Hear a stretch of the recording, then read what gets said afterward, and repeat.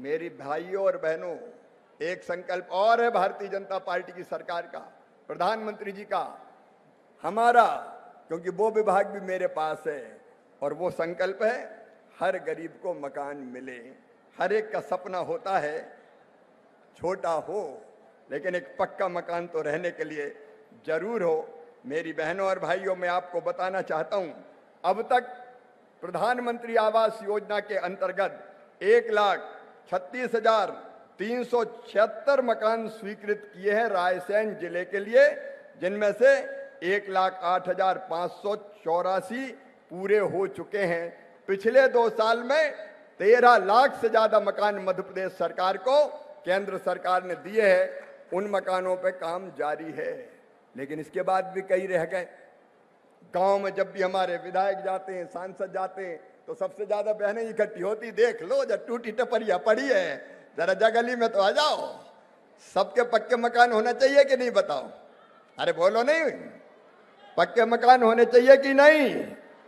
तो सुनो मेरी बहनों, हमारे कलेक्टर सीओ जिला पंचायत भी आए, नया सर्वे फिर से करवाया है प्रधानमंत्री आवास योजना के लिए, और उस सर्वे में रायसेन जिले के 1,37,000 नाम आए हैं। उनका भौतिक सत्यापन करके, भैया एक बार जांचना परखना तो पड़ेगा, ऐसा नहीं कि अटरिया वाले ने टपरिया का लिख दिया हो।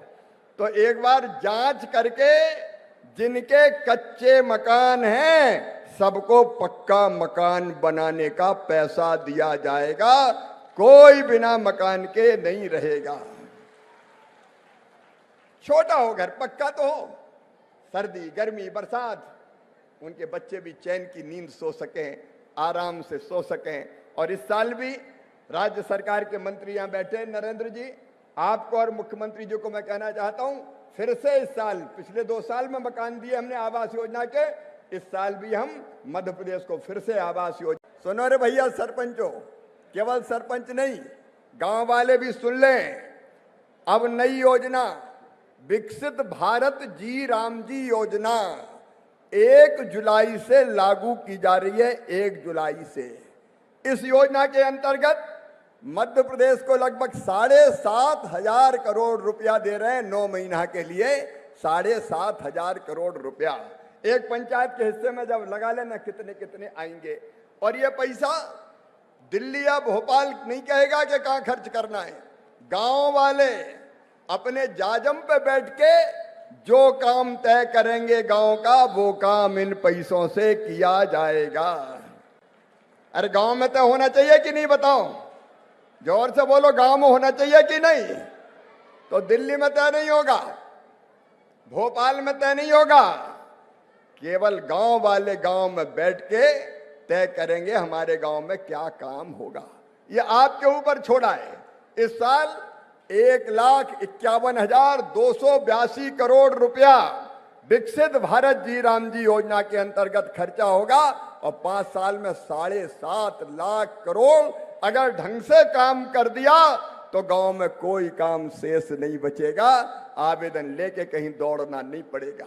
मैं प्रशासन को यह जरूर कहूंगा, कलेक्टर और सीओ भी है, एक बार सरपंचों की एक बैठक करके उनको एजुकेट करने का काम, कौन कौन से काम हाथ में गांव में ग्राम सभाएं ले सकती है, वो जरूर हो जाए।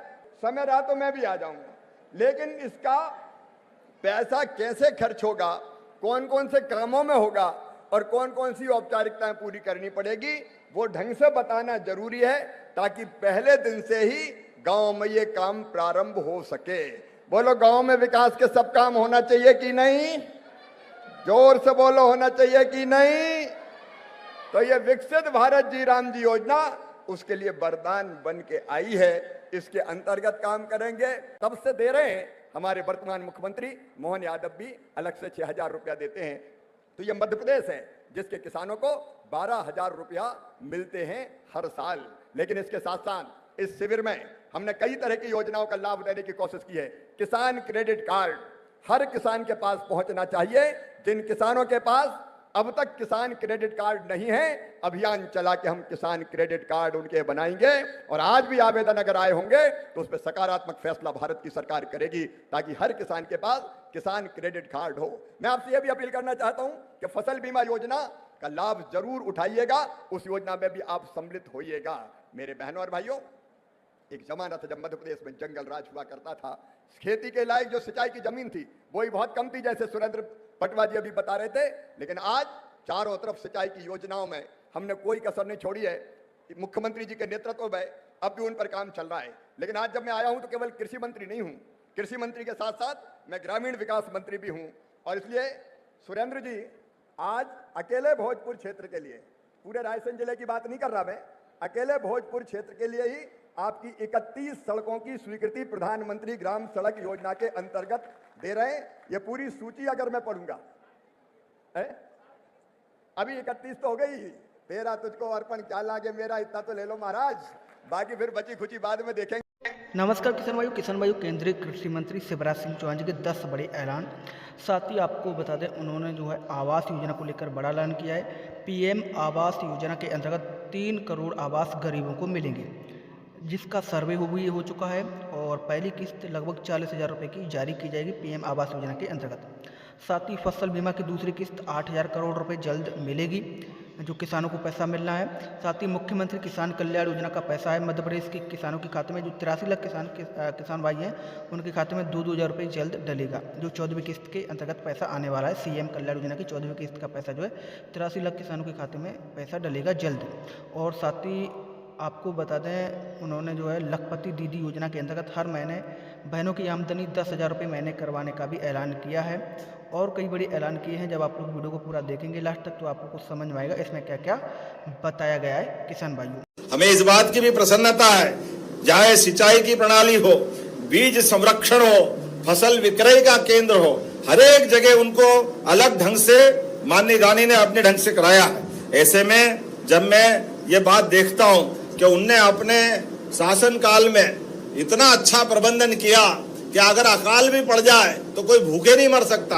अनाज भंडारण, जल भंडारण, जनता की सुविधा के लिए सुरक्षा के मोर्चे, प्रत्येक क्षेत्र में उनका अद्भुत अपना दृष्टिकोण था।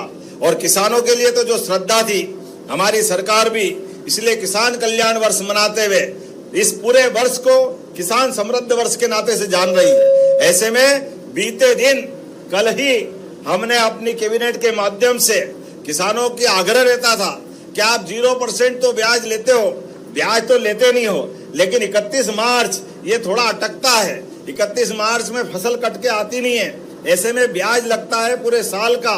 सारे लोग किसान इस बात का आग्रह कर रहे थे कि कृपा करके इसको अप्रैल तक बढ़ाओ, कोई कह रहा है मई तक बढ़ाओ। हमने कल ही निर्णय किया है कि हमारे किसानों के हित में हमारी सरकार ठोस काम कर रही है, इसलिए हमने निर्णय किया है कि अब आप 1 साल के लिए आप जब से लोन लोगे तब से अगली डेट, मान लो 30 जून को ले रहे हो तो अगले साल 30 जून तक भरने का आपका पूरा साल गिनाएगा। अब 31 मार्च का झंझट खत्म हो जाएगा, किसानों को ये समृद्धि का नया मौका आएगा। अब 31 मार्च का अकाउंट बंद नहीं होगा, इसके बदले में जो पैसा भरना है सरकार 880 करोड़ रुपया अपने पास से दे करके किसानों का भला करेगी। एक प्रार्थना और आपसे करना चाहता हूं, यह अभियान है खेत बचाओ अभियान। मेरे भाइयों और बहनों, खाद का प्रयोग करने में मना करने नहीं आया, लेकिन एक सवाल है केवल कितना खाद डालें।